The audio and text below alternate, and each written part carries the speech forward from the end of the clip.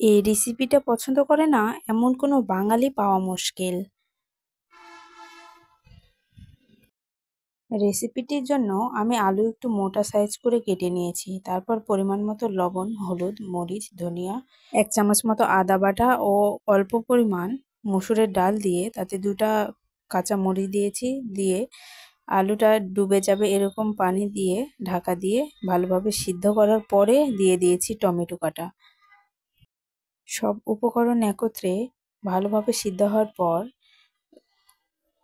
পেঁয়াজ কুচি, রসুন ও আস্ত জিরে দিয়ে খুব ভালোভাবে ভেজে নিয়েছি। এখন সিদ্ধ করে রাখা আলু আর টমেটোগুলো আমি হালকা ভেঙে নিয়েছি।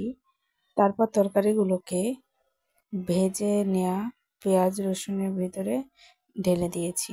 এখন সামান্য জিরা গুঁড়ো দিয়ে কিছুক্ষণ ভালোভাবে নেড়েচেড়ে মিশিয়ে নামিয়ে নিলে রেডি হয়ে গেল আমার আজকের রেসিপি। এই রেসিপিটা প্রায় সবারই পছন্দ, আর প্রায় প্রত্যেকটা বাঙালির ঘরে ঘরে এই রেসিপিটা অনেক জনপ্রিয়। ভিডিওটি ভালো লাগলে চ্যানেলটিকে সাবস্ক্রাইব করতে ভুলবেন না। ধন্যবাদ।